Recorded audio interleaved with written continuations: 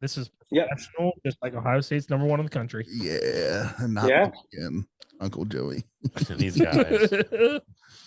All right, so go ahead and share that. They wait till we're fellas. live, so I can't cuss them out. That's true. I mean, you can. Nope. Are you It's going to be the just one to do it, though? Nope. Uncle Joey, no, he's got too much respect. Nope. Is Dylan the one to do it? Yes. Sometimes. Yes. All right, so we're gonna get going just a second. I'm still waiting for it to pop up on Facebook. I keep going like this, and it's not there. Just keep trying. It'll show. no. It's there. It'll show up one of these It's days. there in spirit. I never would have thought Lawrence would have a longer beard than mine. Yeah. Hey, I can't grow it longer than this, so they won't let me on the airplane. You can. That's fun. And I feel like that was the F-bomb I wanted to drop. That's There good. it is. I love it. Right That's on. good shit.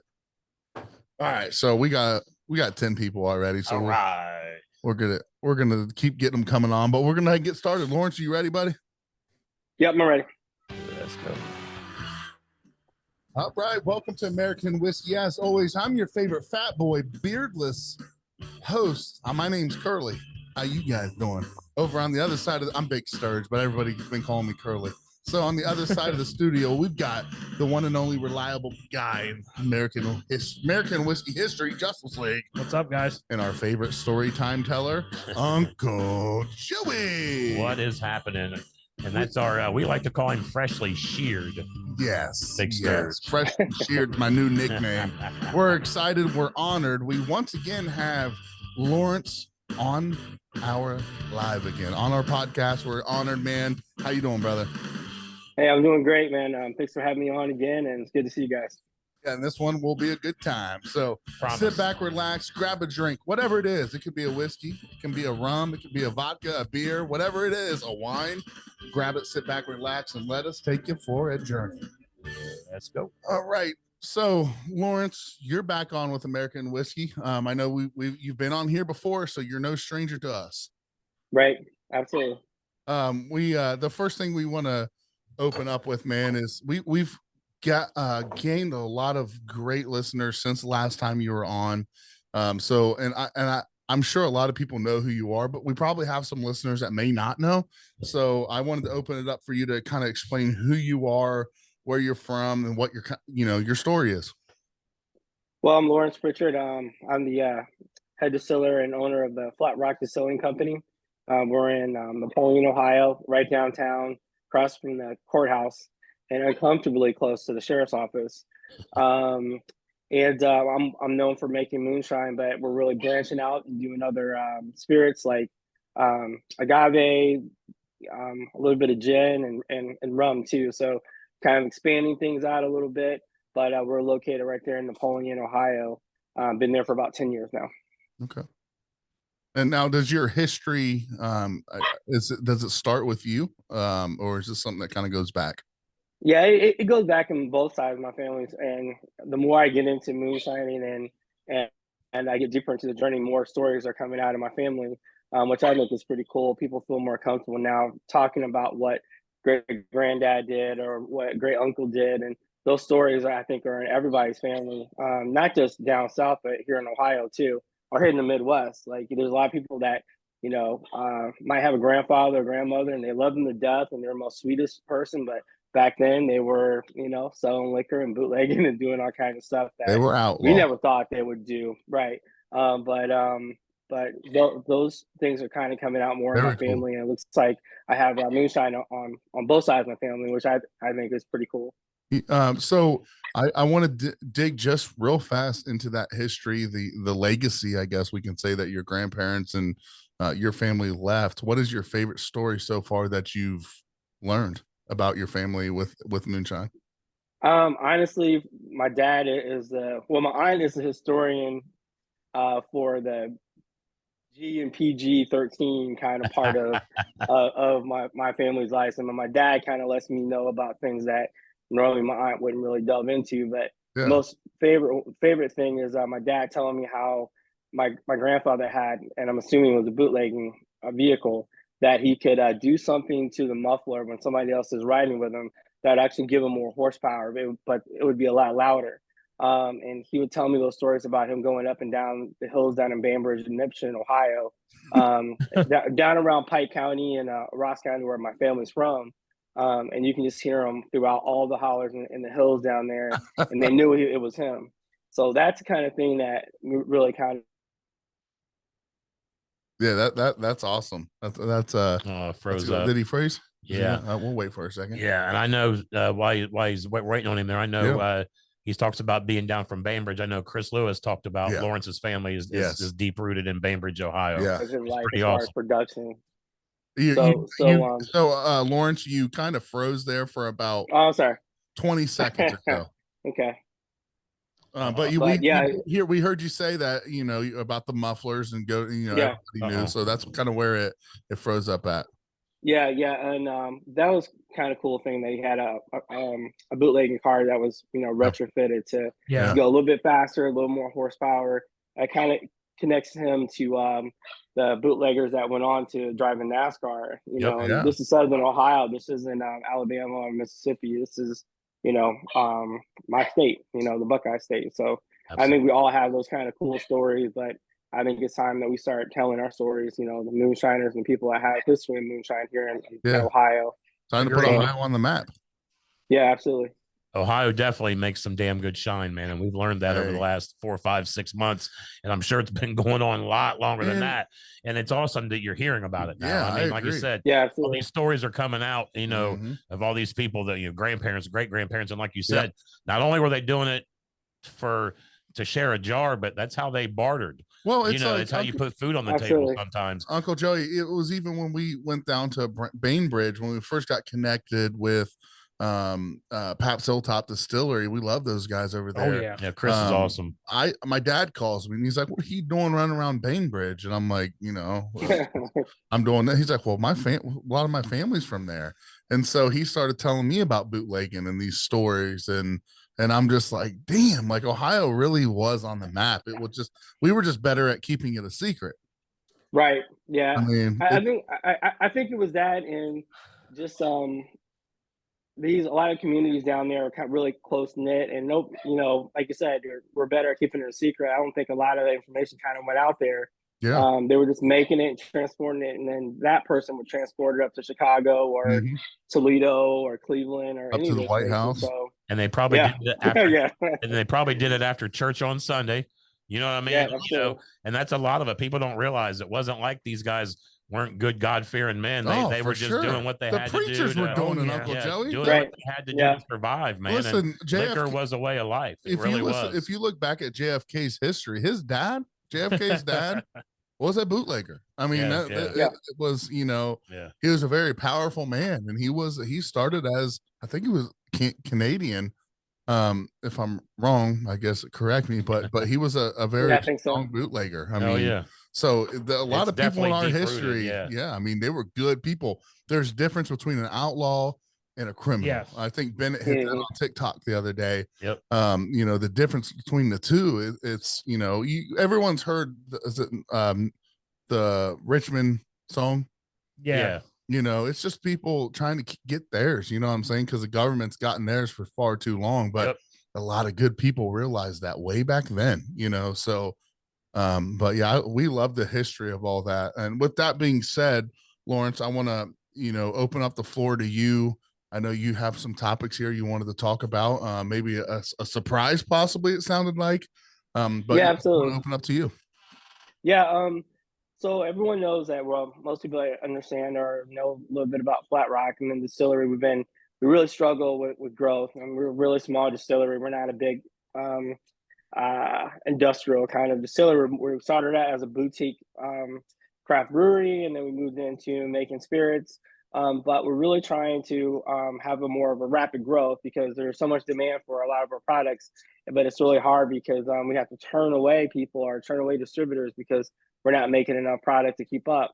But we do have a plan in place, and we're getting a lot of help from our new solicitor here in Ohio, Rich Regal. He's going to be going out and making sales for us. Very, very good marketing guy, very good business guy. And a lot of Southern Ohio across our region that he's an entertainer, and he's outstanding. The shows are like what he puts together for the shows and the performance is really incredible. So we're really happy to have him on board. But our plan right now is definitely expansion. I feel like we're losing more money by not making sales versus investing the money in the growing. So those kind of marketing partnerships, we're looking to kind of cultivate those, and Rich and I are the first part of that plan, and then we're going to reach out and kind of grow from there. But we definitely want to start looking at wholesale sales more across Ohio, getting our products in more of the liquor agencies, which is tough to do. I don't know if anyone knows, but it is very, very hard to get bottles on the shelf here in Ohio. Yeah. When you're a small distillery, you get 5, and that's pretty much it.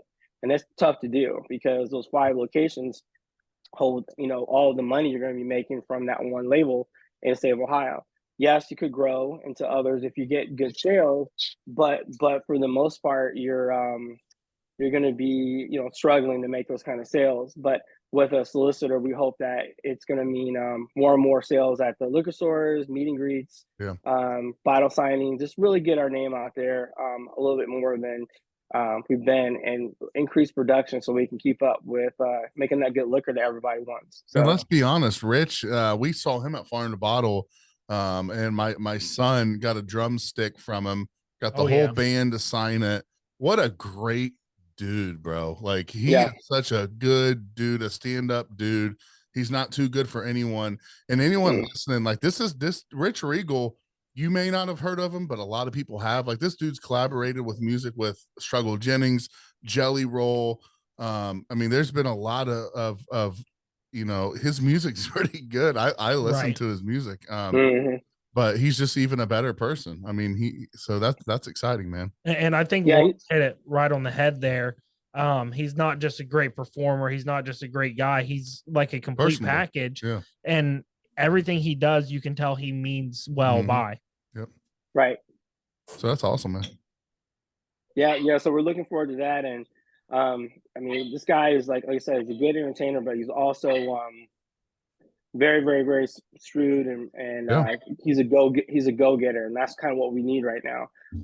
Because I want to really go past where we are right now as far as just making small batches. We want to go and and grow and get into other states, because we get people all the time that ask from Texas to Kentucky, Georgia, Mississippi, asking for our products, and I'm like, dude, I can't even take care of my own state. Yeah, we want to get it down, dude. We want to get it down where we're at, man. Exactly, I've been messaging him for a little bit. It's been a few months. I asked Lawrence, and he was like, man, you just have to keep asking. It's and that's kind of crazy. I know I actually had a couple of conversations with you about that. It's so hard when you're getting started. They limit you. They limit you to the number of places. I know if you want to hit on that a little bit, Uncle Joey, how many of these guys have told us that though? Yeah, that they're limited. Why is it so difficult? It's bullshit, in my opinion. It's sad, is what it is. It's sad. Yeah. Well, they tell you have a distillery that you can sell the liquor out of, but the issue with like a distiller, man or woman, that might have a kids and a side job, it's hard to be there 8 hours a day, 5 or 6 days a week. So for me, I work a full-time job, overtime, and then I can only be there on Saturdays. So I had to make enough money for those 4 Saturdays to pay the rent and corn and everything else that goes into running a distillery. Right. And that's why wholesale sales are so important in the liquor stores, because the liquor stores are actually making the sales for you versus you having to be in a distillery every day. Right. And so I'm hoping eventually I can be, I'm working full time and I'm running liquor full time, but I want to be able to, this is my only job. So I can be on the road and go to tastings or go to meet and greets or meet people that want to have our liquor, or go to distributor meetings in another state. It's just really hard to do when you're working, when you're working at a full-time job. Do you know how many stores you're actually in now, right offhand? Do you know the number? I want to say it really depends on the liquor. I know Wade Jennings were in 6 because I lobbied hard to get Brian Rite Aid. And I'm kind of nervous about Rite Aids right now. I don't know if anyone knows, but they declared bankruptcy. I did see that. Rite Aid did? Yeah, I saw that. Yeah. Dude, that store has been the most like. Yeah. I remember seeing like my first picketing signs outside of a Rite Aid. I don't understand it because I love fucking Rite Aid. Yeah, me too. Yeah, so So we're really kind of nervous about that because a lot of them have liquor stores, and what happens to those liquor licenses. And we do have some products in, like I said, Wade Jennings Bloody Butcher bourbon that we do. That's actually in the Brian Rite Aid too. So that's part of the issue. It's like they'll give you one if your sales are doing well. And then if something happens where, there's not enough room on the shelf, or Rite Aid might stop selling liquor, we don't really know yet, you lose that one. And then you got to lobby to get another one. So that's always been an issue. But I think with the license that we have, they're expecting that you're going to be a boutique brick and mortar place selling liquor that way. So, Uncle Joey, I want you to correct me if I'm wrong.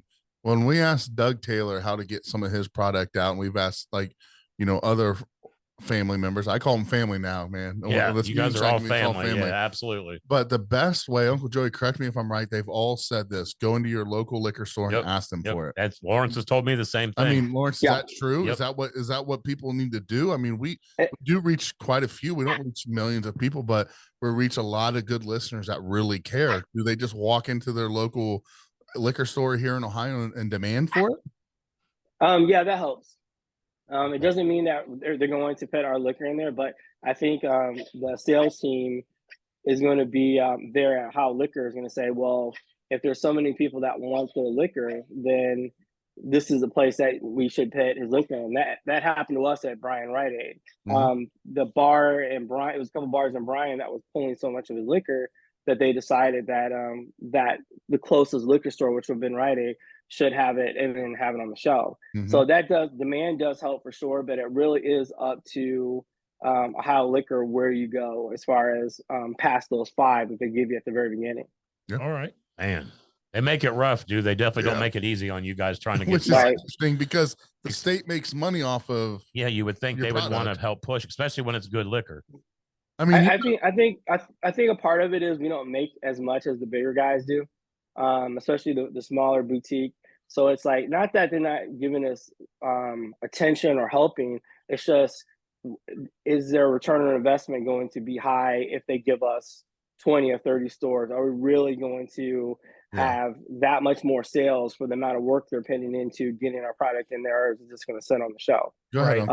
I hear you over there. But it's just crazy. It's really not costing them anything to put your product on the shelf. Right. You know what I mean?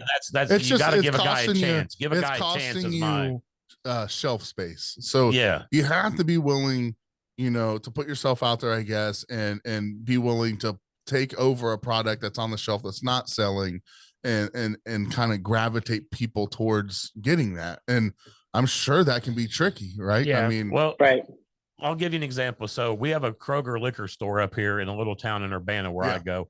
And in the back of Kroger, they have a little moonshine section. And when I go in there, I notice the same moonshine is there.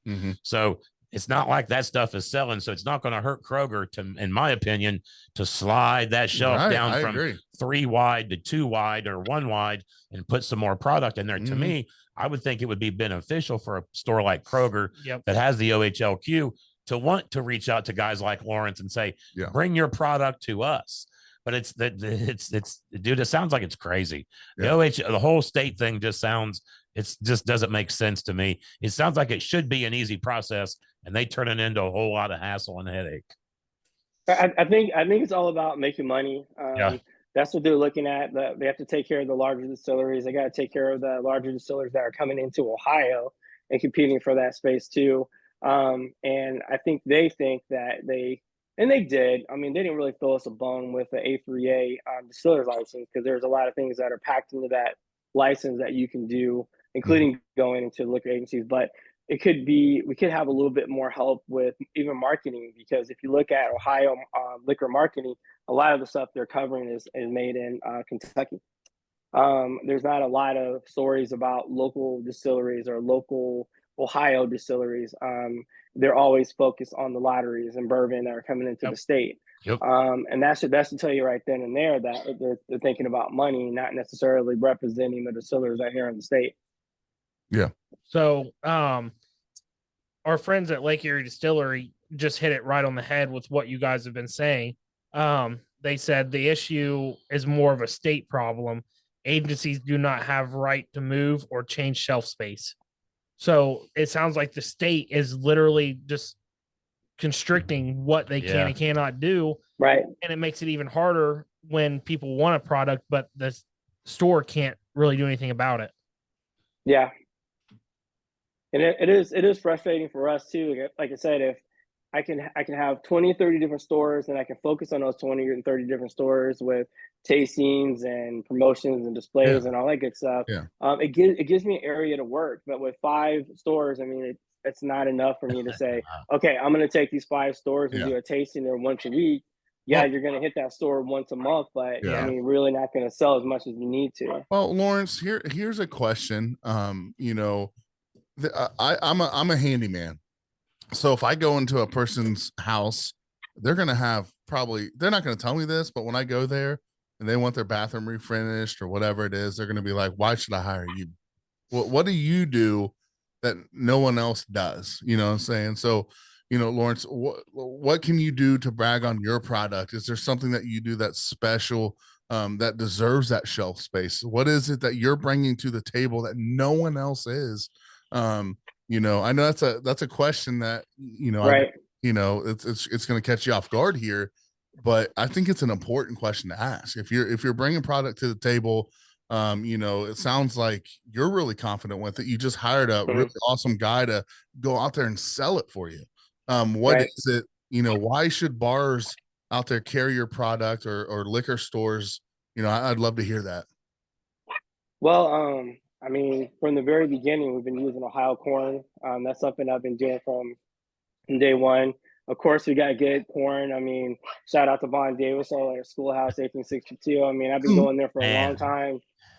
We hear his name all the time. Shout out Von Davis. Shout out Vaughn, man.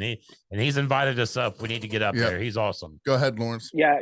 They have a beautiful farm up there, but for the last 10 years I've had the license and been, you know, distilling. It's always been about Ohio corn, about Ohio wheat, getting as much stuff from Ohio as possible, including our rum that we just got approval for. We use maple syrup as the base. So that has a different flavor than any other rum you've ever tried before. But when I say local, I really try to go as local as I possibly can. So that's why I think, I mean, my plan was always to learn the Southern way to how to make moonshine, but incorporate all of our products here, and corn and wheat and everything else that we grow, because we do grow the best. So I think putting those two things together is what I'm all about. You know, it's funny you said it with your chest. You said we grow the best. I would have to agree with you. I went to a rural high school. I didn't grow corn, but I went to school with guys that did, and they were proud of it, dude. Like this state here brings so much agricultural. Yeah. It's ridiculous. And it's not necessarily nation known. But I love what you're bringing to the table. What you're saying is you bring the best product out on the market because you bring Ohio corn. You're bringing local product into the beverage that you're creating, and that's making it the best. And I think that's awesome. Right. I love Ohio. All of you, all of you Ohio moonshiners that really showcase what Ohio has with our corn. And again, let's shout out Von Davis. It seems like he's the pipeline to all these guys. Yeah, it sounds like he knows what he's doing. He's got strains. He's got, you know, he's really helping the cause out. And he sounds like he likes some moonshine. Dude, himself. I cringe every time. I think so. You know how many people will say, "Man, I'm trying to get out of Ohio." I'm like, "Why? You want to go live in Miami, Florida, where everything's 6 times more expensive? It's gorgeous here in the fall. We get a beautiful winter. We've got the best breweries. We've got the best distilleries. Why would you want to leave?" Ohio has really stepped up their game. Yeah, in the last 5 years. Yeah, absolutely. Breweries, distilleries, the whole thing. Yeah, it's come around a long ways. And Lawrence, I think you've got to, you know, not just the fact that you're able to kind of confidently say, you know, your product's the best. It should not, or not. That's not what you're saying, but you're saying put it on their shelves because you're Ohio grown. You're Ohio, continuing to be that. I think that's enough said for me. Oh yeah. And American whiskey's yet to go over to the store. We need to. No, we're going boys. to. We've talked about it. We tried to make unexpected stop. And he tries to turn us on every time he puts a Facebook post about the food, the liquor. It's actually funny you brought that up, because actually that was one thing I wanted to bring up here, Lawrence. What is going on with the food there? Because I see some great looking burgers. Yeah, I think I saw the fried bologna once. I saw a fried bologna. Yeah, it was like a chicken salad or something. This guy knows how to get double chin. Why don't you talk to us about the Flat Rock of Fallen Timbers there, Lawrence? Tell us what you got going on there. Well, unfortunately, during COVID, in Maumee, there was a lot of companies that went out of business, and there's a lot of empty buildings, and the shops are fallen timbers. Now, this place is kind of an outdoor mall, has a movie theater, that kind of place. And we saw there were several buildings that were for rent at a very reasonable rate. So we had a brew pub before in Napoleon before COVID, but we shut it down luckily before COVID, because, we couldn't have anyone inside. Yeah. Right. But we decided to reopen in Maumee. And the reason why we reopened in Maumee is because a lot of our, I would say the larger metropolitan area is Toledo to us here in Napoleon. So naturally, we wanted to have some type of representation near the population center. I mean, where we're at in Napoleon, there's like 5,000 people. There's over 250,000 in Toledo. And that was part of our plan for growth, as opposed to going out and borrowing $200,000 or $300,000 that we would increase our sales. Really work with the state of Ohio, and then as far as getting our sales up and selling things in the liquor stores, but also to open up a brew pub so that we can showcase some of the things that we're doing. And that's in Maumee, Ohio. That's in the shop, so Fallen Timbers. And my wife actually runs that. She's a chef. She's open tonight. And she's a fantastic chef. I mean, she really has a menu that I think is old school kind of, but there's a little bit of new school. If you're on Maumee River, you're talking to a fisherman here. Yeah, white bass. Hell with the white bass. I want to know, do you have fresh walleye? Yeah. We do not have fresh walleye yet. I do. I knew the there. Sorry. But we're looking forward to the walleye run that's in March, so we can get our hands on some walleye. I'm looking forward to it. It sounds like I know the pictures I've seen. The food looks amazing. God, she's doing an amazing job up there. My wife's like, "Can you do a diet?" And I'm like, "Yeah, but let me get over here first." Right. And it looks like you've been dealing with your liquor license issue there. And I've seen you've been doing a lot of research and bringing a lot of the NA beverages. If you want, let you talk about some of those. Absolutely. So we were having issues with our liquor license there, as far as the type of license that we're allowed to have. Can we have a regular D license, and can we have a license connected to our distillery? And then the whole process of dealing with the application, my wife and I kind of looked at each other and I'm like, you know what, it'd be kind of cool just to have an NA bar, so we don't have to worry about liquor control ever again. I'm like, it's not a bad idea. And then the more she researched it, the more she found out that like NA products are like exploding in growth right now. A lot of people are drinking more NA products.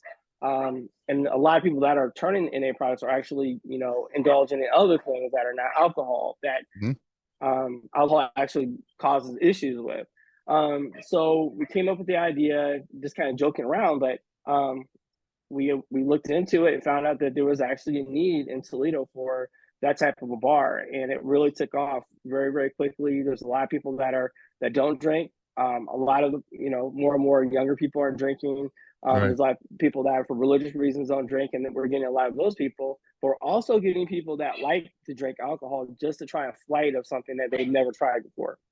And that's our plan there, to become the biggest NA bar in Northwest Ohio. So I think we're going to get people that enjoy NA, but they also want to come in just a curiosity factor to have a flight of something that they can, see if they can tell the difference between something that has alcohol in it and doesn't. So and on top of that, eat some amazing food. Wow. Yeah, she's doing a great job. Lawrence said that the younger people aren't drinking alcohol. I feel like I need to run a course on that. Drink the alcohol version. So in other words, I think they're drinking, but not as much as No. like the past generations. And I think No. quality is more important to people, younger people now than Right. ever before. I know when I was growing up, I mean, I had, you know, what I had to drink. I had MD 2020. You know what I mean? That everybody had that. And brought that I used to drink Steel Reserve like Listen. it was amazing. Dude. Okay. I mean, yeah. Did you ever drink? I'll give you a couple. Lawrence Screwdriver. Did you ever drink that? The pre-made Lawrence Screwdriver and never heard of that and one, the Boone's Farm wine. Yeah. You guys are older than us. Well, yeah. Well, that doesn't mean a lot because. How about Mad Dog? Oh yeah, that's what he said. Mad Dog. Yeah. Did he say that? Yeah, My bad. It's a funny story. So we would go down in when I was stationed in New Orleans. We would go to a bar right off base called the Blue Angel. Mm-hmm. Every Friday night, they did $1 random beer. They would just pour all the fucking beer that was not good into one cooler. Yes. And all they would do That's is my reach their favorite. hand down, grab it, and give it to you for $1. Yeah, that's my favorite. So dude. we pregame there. Uncle Joey, let's talk about it. Dude. Mad Dog's in that cooler. Am I wrong? It was. And that's what I'm getting at here. The is so best bad. drink in that cooler to pregame Is with Mad Dog. was Category 5 Hurricane. It was like a Mad Dog. It's a malt liquor. It's terrible. not good, but you're pre-gaming for $1. But you've never had Steel Reserve Blackberry. Okay. You drank 2 Steel Reserve Blackberries. You're in the best. You think you're in heaven. You're just like until the next day. But it's one of Till the those next things. day. You get 3 or 4 of those Category 5 Hurricanes, and you're like, I'm ready to go out for a drink. Then I'm going to bed. So Uncle Joey and Dylan, I got to ask Lawrence the number one question we always ask. This is a lie. We never asked anybody this. What is the trashiest beverage you've ever had that you liked? Oh yeah, good trashy drink. Just the most trashiest thing you've ever. Mine's Steel Reserve. Hey, I went to Ohio State, lived right on East 11th and High Street. We're back when High Street was like Tijuana. Okay. So this was like late 90s. Yep, 90s. Yep. Uncle Joey's aware. I knew. So there was a little corner carry out there, and I didn't have a car, so they would have King Cobra, 89 cents for a 40. Ooh. That's what I'm drinking. Hey, cut him off. He's a man. I gotta be honest. But you drink the King Cobras? Is that like a 40? Oh yeah. I drink a lot of the Schlitz. They're like the Blue Bull. I'm 54, so the Billy D. Williams Schlitz Blue Bull was around a lot. We drank a lot of that because it's always the right time. So trashiest thing I've ever drank is going through a drive-through one night. I was freshly married, and my wife's gorgeous. Believe it or not, I'm still married to the same beautiful woman. Why she would marry this, I don't know, but she did. But anyways, so we go through a drive-through, and we're having euchre night. And I looked at the guy at the drive-thru and I'm like, hey man, I want someone who's gonna fuck me up. Just one jar. And it was a screwdriver. It might have been the Lawrence screwdriver. I don't know. Probably. It's like really bright yellow. Was it in a skinny bottle? My wife put it in the car and she put her sunglasses on at 12 o'clock at night. And she's like, this ought to do. Hands it to me. I get 3/4 of the way through.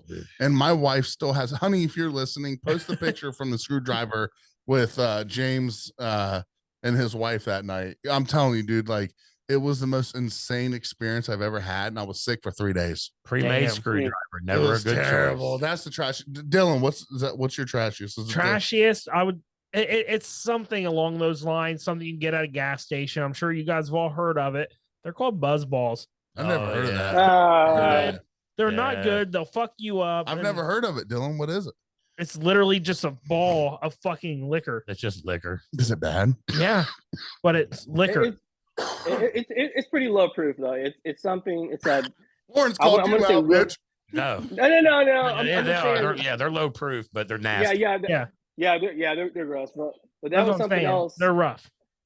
Yeah, but a lot of those like buzz balls, and I think you're going to see more and more of those products. Like I said, because people are not drinking such high octane stuff anymore. I mean, look at the whole White Claw thing that just popped up, and you're going to see more and more people getting wanting to drink things that have lower, alcohol, like the buzz balls that you can get at gas stations. What's the hot topic right now, Lawrence? It's not buzz balls. It's moonshine distilleries right now. That's a hot topic. Like Fireball's taking a dive, dude. They're all taking a dive. Like if you want to go somewhere cool, like during COVID, we all know breweries were like it hit out because they shut everything down, but you could go in and get a growler of the good sour beer or an IPA. But it's moved on now. We're on to like distilleries. Like the whole game has changed now. And it's crazy. Lawrence, if I'm not mistaken, aren't you a brewer? Didn't that where you cut your teeth was making beer? Really? Yeah. So if you saw I was on Moonshiner's Master Distiller. I actually talked about how we're transitioning from brewing to distilling. And one of the issues that we have with having a brewery in Napoleon was we started out as the third brewery in our area as far as having the micro brewery license. Yeah. And then a lot of new breweries popped up in Toledo, so people weren't making the trip to Napoleon anymore as much as they were before. So that was one of the reasons why. But I already had my distillery in Holgate, Ohio, so I was actually making liquor and learning how to make liquor the right way. I wasn't really selling anything for a good 2 years.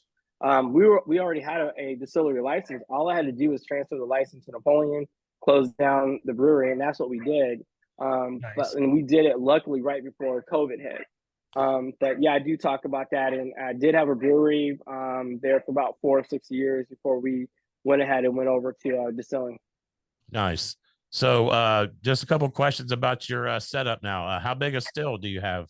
What do you run now? 125 gallon pot still from Kevin Gordon over at Thunder Road Copper. I mean, I've had this thing for I want to say I ordered it and got it at the Hillbilly Jam, and I don't remember what year it was, but it was a while ago. It had been at least 3 years ago.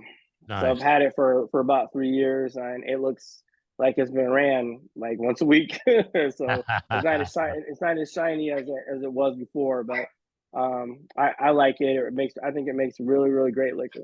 There you go. And you just kind of hinted at it, and that was going to be my next question. Are you running once a week, twice a week, or like what's your production level at? Yeah, I'm running once a week, and that's really all the time I have right now. And like I said, I mean, we're working towards increasing sales and kind of growing, and that's kind of in the works right now. And with Richard's help, and I got a few other people helping us out too, just kind of like guiding us in the right direction. I think that the production level that we have right now is going to be increasing, but once a week is all we really can, handle right now with my job. And it's just me. I mean, I pretty much. Me and Flora, my daughter, I mean, we run the bar on Saturdays. I do all the packaging. I mean, I'm pretty much a one-man show outside of marketing. Now we have Rich involved and a few other people that really help us out here and there that I'm appreciative of course. But as far as like production, it's just me. So it's tough to find the time to really run like I want to. Right. But we're hoping this increase in production and increase in product awareness is going to really help give me more time to focus on production. And that's probably rough, man. You're mashing and running. So you're when do you sleep, Lawrence? When do you sleep? Man, I work for Frito-Lay. So I go into work 3:30, 4 o'clock in the morning, and then get off around 1. And then it's all about flat rack after that. I mean, it's tough, but it's not about making money for me. It's just, I want to continue this journey. I'm meeting a lot of really cool people, and I get a chance to make liquor. I know I don't get out there much as far as festivals and things like that anymore, but it's all about making the best liquor I possibly can, and then seeing the smile on somebody's face when they try it, and I can see them trying it and they're happy with it. Right. That always gets me. I always think that my family that passed on, that was in the moonshine, is looking down and saying, okay, keep at it, don't stop, something good's going to happen eventually. Keep working at it. I think that's awesome. The biggest thing with what you just said is, Uncle Joey, we've been to a few distilleries now. Yep. They've all said that if you're getting into being a legal distiller, you're not getting into it for the money, at least not right away. So your goal is money. You're specifically, or well, maybe it's not, but you're specifically getting that out on the market because you enjoy doing it and you want to see the reaction from people tasting it. I'll never forget when Dylan and I a couple weeks ago we went up to Lake Erie Distillery and we had an amazing time. Thank you, Fred and family there. We had an amazing time, but just to see people come in for tastings and to see the joy he had on his face to explain each product they were tasting. Oh yeah. This is like going into Buffalo Trace waiting for 3 hours outside for a fucking half-ass product. Or like the, that you actually get to see the guy that was in the back sweating his ass off, burning his hands off, and creating this spirit for you to try. You can see the love and what they put into it. And for me, that's the best part of it. You know, they're not there to do it because they're trying to sell the product and make a ton of money. They're doing it because the love is still there. The love that they're putting in that bottle is still there, and they want to pass it on to other people for them to have it. Right. And you hit that right on the head there, Anthony. We did a tour at Buffalo Trace, and now going to these other distilleries and seeing the owner, the person that started this, giving these speeches, it shows night and day difference, because these people at Buffalo Trace, they're hired to do these tours. Exactly. Right. They don't have the passion that you guys do talking about your own product. Right. And it shows. I would rather buy bottles from you guys all day than to go to Buffalo Trace and listen to a robot talk. Well, you got to get there at 6 o'clock in the morning, sit there for 2.5 hours in the cold. And when you can just go to Lawrence's. We've done every bit of that. We have done it. And I'll do it again. Just to get bottles, because it's hard to get, when you could just drive a little bit of time, go to a place that opens out, walk in there and grab the bottle. I mean, I guess I guess you guys all kind of hit on this, and it's such a different experience. We've all been on the distillery tours, and we've been on a couple of these moonshine distillery tours, and you're right there. You can feel the heat from the still. You can smell the mash in the barrel. They'll let you put your finger in the barrel and taste their mash. You know, the whole the hands-on just bring you back there. You know, the first time I was ever at Tucker's in Yellow Springs, and he brings you right back. Come on, man. Come on. You know, and it's just the availability that you guys all have of your everything, man. You guys are Fred. You guys are more than willing and eager to show and lend every bit of knowledge you can to somebody. Yes. And we all appreciate and love each and every one of you, man. We really do. It's like looking at a painting. Everybody draws a painting different. You know, you could look at the same tree, and at the end of the day, you're drawing it different. So everybody has a different product, whether it's a corn liquor or not. Somebody's got something different to offer, and that's what I love about it. Is I've had some whiskeys that taste the same from big places, but I've never tried a small distillery and had a product that tastes the same. Yeah, we've yet to have any of the corn liquors taste the same. And that's what makes it entertaining. It makes it entertaining. So, a real quick question, kind of in a roundabout. How many products do you offer there, Lawrence? Let's let you get that out there. What do you offer up there? So we do a gold medal. I want to call it sweet corn moonshine, but it's actually made with Silver King. That's grown over at Von Davis's place. And that's kind of the base for a lot of different other products that we have, a lot of the flavored liquors that we have. I also do a gin. Like I said, I do an Ohio maple syrup rum. I mean, that's going to be my next big thing I want to get out there is that rum, because people are coming up to try it. They're totally blown away by that. We do a bourbon for Wade Jennings, the Bloody Butcher bourbon. The Bloody Butcher was actually grown in Henry County, but we're looking to make our next batches of his bourbon. That's going to be out in 3 years with Von Davis's Bloody Butcher. So we're trying to have one supplier, but it is tough to do that. But Von's, like I said, I mean, he's got so many products out there. It just makes it easier to have one-stop shop, pay one person, and really support what he's doing there. And gin also, but everything's pot distilled. You know, my gin tastes different for anyone else's gin because I don't have a column still. I know some people that make gin going to be like, how is he doing that? Well, it's a really, really good gin. It has flavors that you normally don't catch. A little bit of a thickness that you don't really see in some of the gins out there. So we do a little bit of everything, but like I said, we're trying to expand our product line out, including our agave spirit, and that's the one that I'm working with Rich Regal with. So he took that brand, and he's running with it right now. I mean, he's like going to stores and going to liquor stores, and we're really working with the state of Ohio right now to get his list in as many liquor stores as possible all over the state, because he's chomping at the bit, ready to go to make these sales. And I'm happy to get him out there too, because he's the kind of person that, he'll push his thing, but he'll bring everything else, everyone else's liquor, like Wade's liquor. We do a moonshine for Moonshiner Huck from for moonshiners. That's the pear corn. He'll push all that stuff, not just his thing, when he's out doing tastings, and that's why I respect him so much. That's why I'm looking forward to see what he has to do, what he's going to do out there in the field. So, but a little bit of everything, but mostly I'm known for moonshine, watermelon, blackberry, just like anyone else. I don't do apple pie because everyone does apple pie. Yeah, even people that don't even I do make apple moonshine, pie, bro. But I've tried a lot of really good apple pies, and I think apple pie is tough to get wrong to the point where I'm like, sure. why would I waste a label for that, you know? So I skipped over apple pie and did candy apple moonshine. That's really, really good. I would say that's probably our number three seller as far as our like flavored moonshines. But I try to do a little bit of everything, but I want to make my liquors all inclusive. Like I want to grab the people that like bourbon, that like moonshine, that like gin, that might want something a little more higher end and a nicer bottle. That's kind of what I'm looking at now. Just making a liquor for everyone and just really showing that there's no product, there's no liquor that I can't make on a pot still. And that's just the way I feel about it now.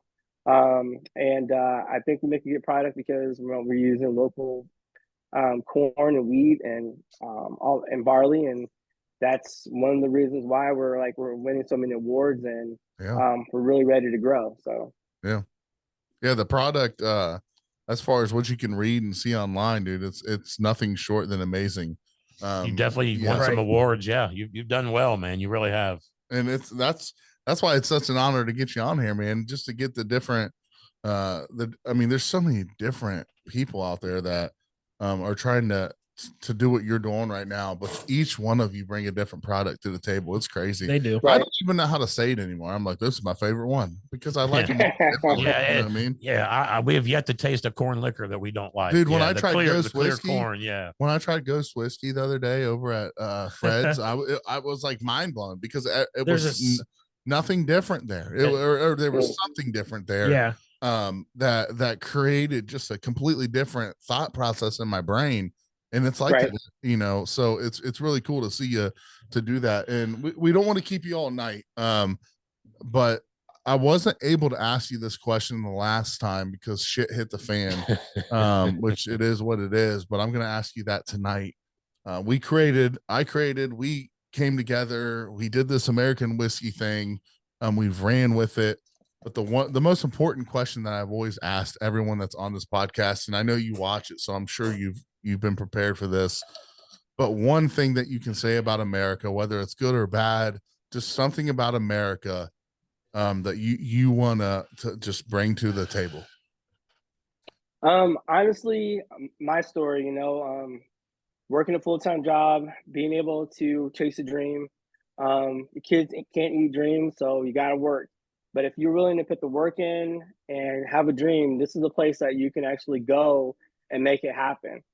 We've been through ups and downs in this distillery, 2 fires next door, our place almost burning down, COVID. We've been through so much, but we kept the faith, and we just said we're just going to keep pushing because something good is going to happen, because in this country you have those type of opportunities that it can be luck.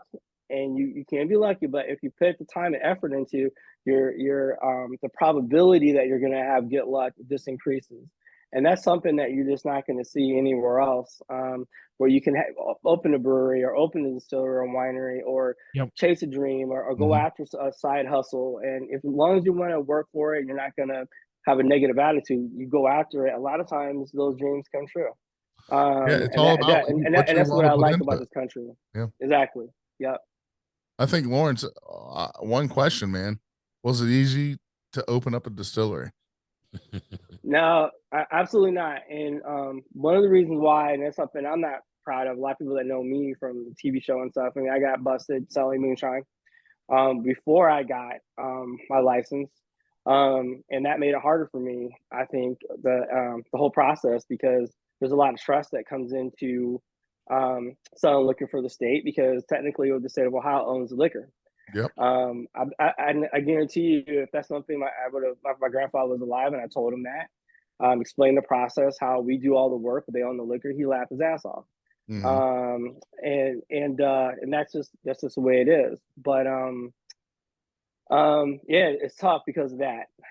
But just being a person that just wants to make moonshine or open up a distillery, it does take a little bit of money, and you got to find the right place. You got to be busy savvy. You got to do a lot of stuff yourself. You know, trusting your instinct and your gut, and you got to have luck. Yeah. Yes. But I mean, it's just you have to have the passion to keep going because you know, especially if you have kids. If you're retired, that's one thing. Kids are all grown. You kind of play around money. I don't have that. You know, Yeah. I have 4 kids I got to take care of. We got a household to hold down, and I'm not going to let them suffer because I have a dream. I do that instead of going fishing or hunting or Yeah. all the cool toys that everybody has. I don't have any of that stuff. I'm not spending my time arguing with the state about getting a product up or trying to get things sold or do some sales here and there or paperwork or running liquor. You know, it's my full time. It's another full time job, but I'll do it. You know, again and again because I can see my kids, my boys getting older, and my daughter, and they're proud of what we're doing, and that gives me the strength that you know to keep going. Yeah. Hey, So, Lawrence, I think Still's a pretty cool toy, by the way. Yeah. So, oh yeah, absolutely. you're not going without, man. Well, I mean, I know what you're talking about, but you know, you've got something that a lot of men envy, man. A lot of men, because of like you said, COVID really boosted the moonshine world. There's a lot of men out there would love to be in your shoes, man. So, you know, 100%. somebody like me, Anthony and Dylan, keep pushing, keep striving, and keep working hard, man. It just shows guys like us that there is a chance. You know what I mean? I think, you know, I think you hit it on the head there is at the end of the day, I've got 4 kids as well. I've got 4 kids, 9 and under. And when I think about them, and you know, my son and my kids ask them, "Why'd you shave your beard off?" And I teach them a lesson through that. You know what I'm saying? I explain to them what happened. You know, when your kids, Lawrence, ask you, Dad, like, you know, why are you doing this? Like, you work at Frito-Lay, like, you know, you know, you're delivering this product to people. Why are you doing this? And you get to sit down and you say, because son or daughter, I believe chasing your dreams, but at the same time, I believe in taking care of you. And I can do both. I may not have the 4-wheelers and the side-by-sides and 16 vacations a year, but what I am doing is providing for you and trying to create a dream, not just for me, but for you later on in life. Yep. Create that. Lawrence, I think you hit it on the head right there. Yeah, absolutely, man. And that's exactly where I'm at. There's a lot of guys out there and ladies that have families that are starting small businesses too. And you know, it's one of those things that you got to think about. How am I going to vote, and how am I going to look at the next political presidential cycle and senators and all this stuff? And who's really there making sure that small business people don't have to pay so much taxes and doesn't have so many fees or excise taxes, for example. Man. Yes. And every single cent that you can save gets you one step closer to realizing your dream, to making your dream be your main source of income. Yes. And that's stuff to think about. And also keeping your nose clean, man, because I can tell you right now, there's a lot of guys that say, I want to start a distillery, man. I need some help, but I'm like, were you selling illegal moonshine right now? Well, yeah, well, stop. And I know a lot of people are going to be pissed off when I say that, but I'm telling you right now, man, I mean, depending on what state you are, those kind of convictions will stop you from being able to get a legal, even be a part of a legal distillery. Right. So, and that's the only kind of advice I can have for people. I got lucky, but a lot, you know, you got to keep your nose clean and really focus on, you know, making enough money and getting things together and learning how to distill the right way. That's the most important thing if you want to start, you know, your own distillery. So. Yeah. And I think, you know, anyone listening, take his word for it. If there's a dream worth chasing, chase after it. You can still live your everyday life and provide for your family. It's just, how bad do you want it? This podcast, I'll be honest with you, man. I started podcasting 6 years ago, and it's not been great on the pocketbook. I mean, you know, but it's something that I love to do. It's something that I'm creating still. And, you know, I do it for the people around me, and I'm also shooting for the stars. Uncle Joey's doing it, Dylan's doing it. But at the same time, we're still providing for our families. Yep. So don't let people tell you that you can't chase for your dreams. I mean, Lawrence is a prime example of doing that. And nobody can tell you that you can't. Right. That's a fact. How many times did the state tell you that you can't, you know? A lot. Well, it's Yeah. not just the state, you know. I mean, family members and Yeah. you know, How about luckily the I have a state very, down? How very, many very from the state down? yeah, From the federal right, down? Told you can't. right, yeah, And Lawrence, you yeah, did it, buddy. I mean, your Yep. kids see that, bro. We see that. yeah, You see it, And yeah. I every appreciate time that. we see one of your sandwiches on there, dude, we're just like, wow. It makes me laugh. And listen, if I don't know if it's you that does all your promoting on Facebook, but whoever does it does a great job. Does. You really push Yeah, your I do product. it. You said you do it, pictures. Lawrence? Yeah, yep. Hey, Okay. you do a Man. fantastic job, man. Kudos to you. Shout out Big Because- Sturge for Thanks. doing that too. I Because know what that's you mean, Lawrence. 'Cause that's another. No, he keeps it steady. No, Lawrence, you put a lot You of have to. content on there of your business, man. You really, really do. Yeah. He does. So It's a job. That's a job and a time. All steps are a job. they are. All steps are a job. Right. I know you were kind of wrapping this up like we normally Yes. do, Big Sturge. I had one question for him real quick. Yeah, man. Yeah. I know Okay. yesterday was your birthday, Lawrence, and Happy birthday, Yeah. bro. Happy birthday, brother. Thanks, man. I saw you post Thanks. something. Happy 28th birthday. Cheers to that, brother. I saw you I wish. something. And with Veterans Day coming up next week, I thought it would be cool to have you shout it out and talk about it for a second. Absolutely. What is the Hoves Foundation? The Host Foundation is a rehabilitation foundation for vets that are coming over, and they use horses for rehab. And we've been doing a lot of different tasting events way back when I had the brewery. So we've been doing a lot with them locally, and they're an excellent organization for vets. Because of course you can go to the VA, you can get help and Right. pills and a little bit of mental health things, but it's the days, the tough days that the VA is not there for you, or maybe your family can't be there for you. You really need to get some little bit more help, a little bit more positive view on the world, especially for a lot of vets that are coming over that are have PTSD or have injuries.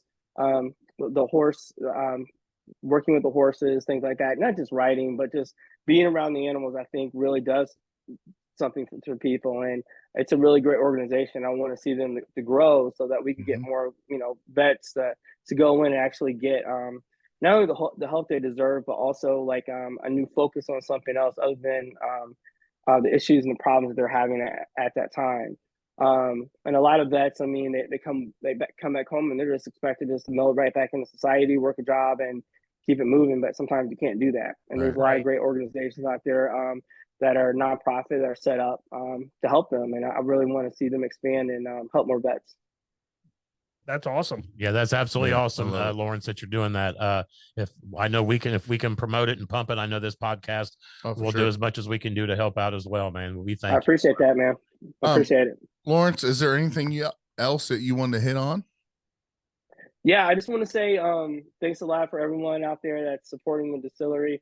I get it. A lot of people are want us here, they want us there. I get people emailing, writing, and texting all the time. When are we going to go to Wyoming? When are we going to come to Wisconsin or New Mexico, wherever?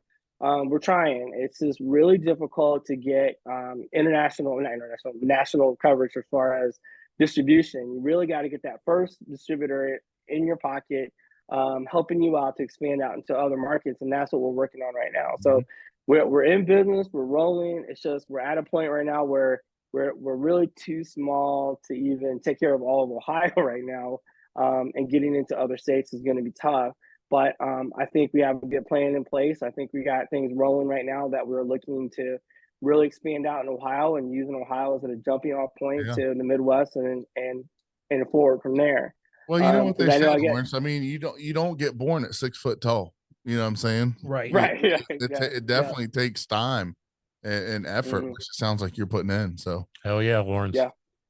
If your salesman Rich wants to hop on here sometime and give his sales pitch, we'd love to sit with him sometime. So okay, yep. I think that's coming. He's got a lot to talk about, a lot of shows for sure. Yeah, he's really blowing up across Ohio, Indiana, Kentucky. I mean, he's always on the road and doing something. That's why we work so well together, because I'm driving the truck, he's trying to call me. I'm like, I can't answer the phone because I'm driving the truck. I stop and he's driving again. So he's a hustler, I'm a hustler. I think we both work well together that way. but he does have a really great ideas, and I love for him to share that with you guys. If Rich is watching tonight, just let him know that my son still talks about the show at Farm to Bottle. So I shared a picture with him on his Facebook, but I'll share it on yours too, man. He's my son's absolute. Oh yeah, week. Yeah, Ryan loved it. It's been months, man. Uncle Joey and I were up front, dude. We had the kids on our shoulders. We were jamming to him. So when I saw that you were collaborating with him, dude, I was really excited. Because I'm gonna tell you right now, man, he did not have to take time out of his day to make my kid happy. He did. I mean, most musicians don't, and you can just tell. I know he's doing the tattoo business. He's doing so much, man. And so, Lawrence, I think that was a great move. You guys are going to do an amazing fucking job working together. And we're really excited for it. And Uncle Joey, Dylan, we're going to do our part as American Whiskey to spread the word about your place. And we still make it up there. We want to make this happen. I was talking with Sean Rigsby, Big Easy, this whole group. We want to make a group effort and come up and see you sometime. So we'll definitely make that happen, man. I appreciate you very much for giving us some time this evening. Problem. Yeah, I know it's hard to do. You got kids, you're busy man. Yeah. So I know that takes time away from that. So we appreciate you. All right. So big. Yeah, no problem. And thanks for having me on, man. My last thing for this episode. What? I haven't been reading comments today. Yeah. But this one has to be read to you. Waylon L. Wheels says, "Damn, Big Sturge, you're a sexy MFer with that beard." And a lot of respect for the reason behind it, bro. I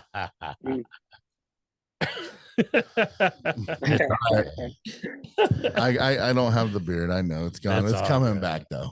Lawrence, we appreciate your time, man. We really do. All right, everybody watching, we appreciate you tuning in. We got t-shirts for sale.